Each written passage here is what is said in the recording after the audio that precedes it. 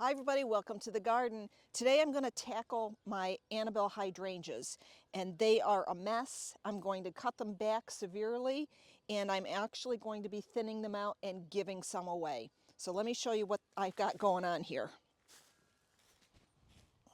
About 15, 16 years ago, I put in 3 plants, and they continue to spread every year. Annabelle is very, very happy here. We have sandy soil and she spreads, and she is a bit of a thug, I've got to be honest with you.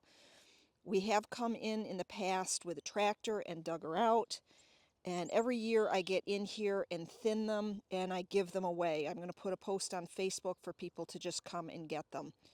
I love Annabelle, but she can be a little bit aggressive for us here. I know some of you don't have that problem. Sorry about that.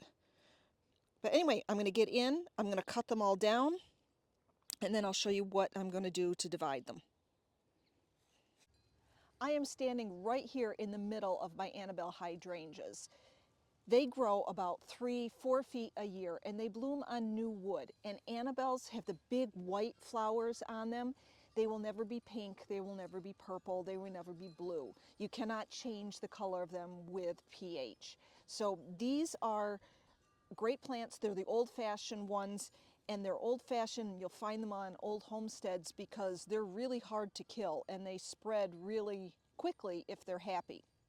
I'm going to go in and I'm going to cut them down to about 6 inches. I'm going to clear this whole area, and then I'm going to come back in and I'm going to start digging them out to give them away because she is just taking over this area and she needs to get out of here. So I'm going to start on this and I'll show you what it's like when we start to divide. As I'm going in and cutting, I'm looking for a green leaf, and I'm cutting just above that. There's one there. I'm going to cut just above that.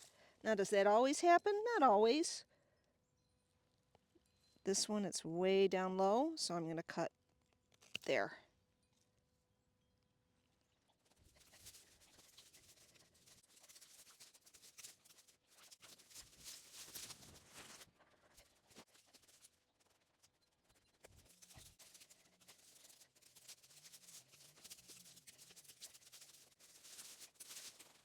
Now that I have most of them cut down, it's time to dig up these along the edge. I left them tall so I would be able to see them. It's not really hard to dig them out, it's just a lot of work to do it. Somebody's going to get some really nice hydrangeas out of this.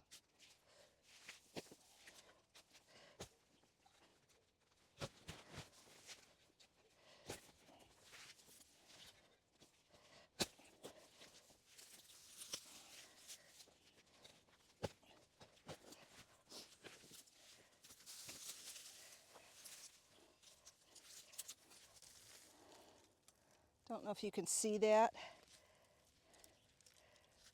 but all you need to do is clip this down here and plant that, and you'll have a beautiful hydrangea. Got another piece there.